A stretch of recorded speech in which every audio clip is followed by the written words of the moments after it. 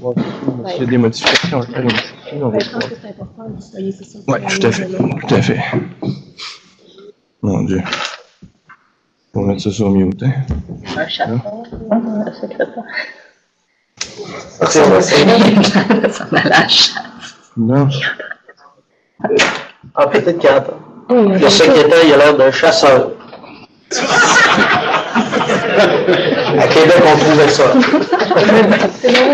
Un chasseur sachant chasser, c'est toujours chasser sans son chien. Je ne sais pas si vous avez connu cette petite phrase jadis naguère, mais il y en a un côté de moi. Ça fait plaisir de me retrouver devant vous ce matin. Merci de cette confiance soudaine. Compte tenu du temps qui passe, parce que si je regarde ce qui est planifié, est-ce que le son est correct? À Québec, on m'entend bien? Oui. Merci. Parfait. Compte tenu du temps qui file, parce qu'en plus, il y a une autre assemblée qui est prévue à 10 heures, je vous le rappelle.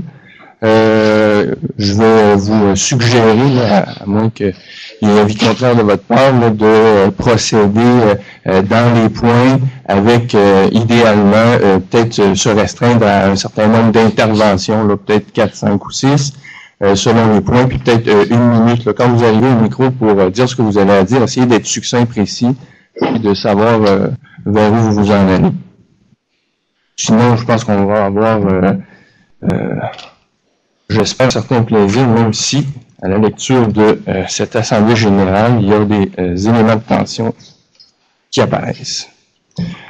Alors donc, on pourrait peut-être passer à... Oui. Alors, non, on vous entend pas. Il y a un petit bouton en dessous. On l'entend?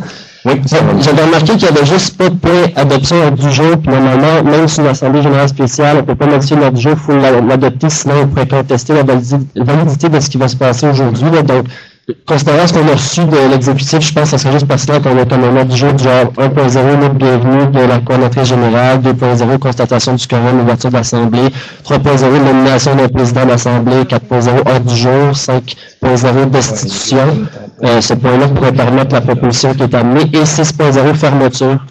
Donc, je ne sais pas si on peut juste comme le faire officiellement pour être sûr que personne conteste. Ben, je pense que vous avez raison. Il n'y a pas, faudrait idéalement là, pour que l'Assemblée saisisse bien là, dans ce que la personne dit, c'est qu'il n'y a pas d'ordre du jour formel adopté à ce moment-ci. Il faudrait peut-être... Je le propose. Puis si vous le proposez sous cette forme-là, pour moi, ça me paraît satisfaisant. Ça reprend... ça change absolument rien. C'est simplement qu'au lieu d'avoir un point qui s'appelle proposition, ça va être le point de destitution avec dedans la proposition qui a été... Avez-vous... je vais vous l'amener, c'est parce que je veux dire, il faudrait que je l'écrive en lecture lisible. Désolé, j'ai une écriture un peu douteuse, mais je vous l'amènerai par la suite.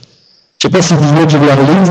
C'est les mêmes points qui étaient déjà là, c'est juste qu'après 4.0 ordre du jour, on aurait 5.0 destitution, 6.0 fermeture. Sinon, ça reprend les 3 autres points qui étaient déjà là avec 1.0, 2.0, 3.0. Vous comprenez, c'est très simple, c'est simplement que je le fais régler. C'est bon. Moi, c'est pas vraiment très simple. On est en Assemblée générale extraordinaire pour le moment. Oui, tout à fait, mais l'ordre du jour, l'idée, c'est simplement d'adopter l'ordre du jour tel que proposé. Fait que moi, j'ai pas de problème à recevoir ça sous cette forme-là. Non. En vertu des règlements, excusez Martin, en vertu des règlements, une Assemblée générale extraordinaire, il y a un seul point à l'ordre du jour. Le point d'ordre, Monsieur le Président. Dans une Assemblée générale, il peut y avoir plusieurs points. C'est simplement les points qui sont prévus à l'ordre du jour ne peuvent pas être modifiés. Maintenant, vous proposez une proposition sur la table. Il faudrait que quelqu'un l'appuie, qu'on puisse à ce moment-là débattre de la pertinence. Puis comme on est très précis, je pense qu'il faudrait qu'on fasse ça. Je vous remercie. On va commencer peut-être par appuyer cette proposition s'il y a lieu, parce que je ne veux pas me perdre, puis ensuite je vais prendre votre intervention. Est-ce qu'il y a quelqu'un qui appuie cette proposition-là? Votre nom? Louis Frédéric Simard. Frédéric Simard, c'est noté, je vous remercie. Intervention? En fait, je voulais seulement apporter le point que nous sommes... Merci. Je vais avoir besoin. Est-ce que vous m'entendez bien? Écoutez, je voulais tout simplement apporter le point que, pour clarifier les choses, que nous ne sommes pas dans une assemblée générale présentement. Nous sommes dans une assemblée générale extraordinaire. Oui, c'est ça. Et normalement, il y a un seul point à l'ordre du jour. Ben, c'est ça, c'est le point d'institution. Les autres, c'est des points que vous avez mis à Écoutez, là, je veux pas de débordement ce matin, là. Alors, on va prendre le contrôle, là, parce que là, il est 9h33, là. Alors, tout le monde s'entend sur les principes. C'est clair qu'une Assemblée générale spéciale, il y a un seul point qui est à l'ordre du jour. Je pense que tout ce qui est proposé, c'est de mettre les éléments en point de forme, puis de les identifier selon ce qui est proposé. Moi, comme président, ça me convient, ça me pose pas de problème, puis je pense que ça reflète ce qui a été avancé jusqu'à présent. Procédons. Fait que, procédons. Est-ce que quelqu'un demande le vote là, sur ça? Non, adopté à l'unanimité. Je vous remercie. On peut passer au point suivant, qui est devenu le point... C'est devenu le point dans votre numérotation, c'est le point 3, le point 4? Le point d'institution, c'était le point 5, mais c'est le seul point dans l'ordre du jour. Allons-y. Parlons de destitution, c'est qu'il y a des premiers commentaires. C'est moi qui dois faire la présentation. Voilà, allez-y. Je vous donne Alors, la chance. bonjour. Merci, Monsieur le Président. Mon nom est Ivanuel Vallejos. Je suis le responsable des affaires juridiques à l'AET-LUC.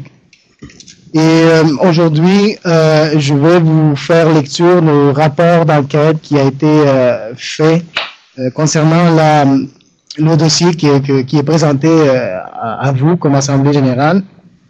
Il s'agit, la proposition en fait, c'est la destitution de Emmanuel Baturimi, membre de l'AET-LUC, pour avoir, en fait, on lui reproche d'avoir fait des malversations, de mauvaises fraudes en fait, parce que il a eu plusieurs irrégularités dans ses comptes de dépenses, et donc je vais tout de suite vous faire lecture du rapport que je vous présente. Donc, rapport d'enquête sur le dossier Emmanuel Baturimi, Montréal, 12 septembre 2009. Au mois d'avril 2009, le conseil d'administration de l'AET-LUC a été confronté à une situation pour le moins particulière et préoccupante. En effet, lors de sa séance régulière du mois d'avril, M. Emmanuel Baturimi a présenté, comme à l'habitude, son formulaire de réclamation du mois précédent. Il y faisait la réclamation d'une réunion du CUR Éducation tenue le 17 mars 2009 et pour laquelle il a réclamé $200, indiquant que cette réunion avait duré 3 heures et 5 minutes. Cette réclamation a suscité une vive réaction de la part de certains membres du CA qui prétendaient que la rémunération aurait dû être de $100, car un dépassement de 5 minutes ne justifiait pas le paiement d'une journée complète, soit $200. Merci. Et après mes recommandations au CA, à l'effet que selon la politique de rémunération en vigueur en ce moment, la réclamation était conforme. Le CA a donc finalement autorisé la réclamation de M. Baturimi et lui a versé le montant de $200 qu'il réclamait. Toutefois, Geneviève Brault a pris l'initiative de contacter la direction de l'UER Éducation pour vérifier la déclaration de M. Baturimi. Il s'est avéré que la réunion du 17 mars n'avait pas duré 3 heures et 5 minutes comme l'avait déclaré M. Baturimi dans son formulaire de réclamation du mois de mars, mais plutôt 12 heures 50 minutes et méritait donc une rémunération de $100 telle que stipulée par la politique de rémunération de l'association en vigueur à ce moment. Cette politique stipule ce qui suit. Le tarif pour les autres comités, CUER, CAFAD, Conseil de gestion et tout autre comité ad hoc est de $100 par instance de 3 heures et moins et $200 par instance de plus de 3 heures. C'est ainsi que le 25 mai 2009, Mme Geneviève Brault a déposé une plainte en vertu du Code de déontologie et de la politique de rémunération de l'association. Il figurait aussi dans cette plainte le nom de Patricia Julien.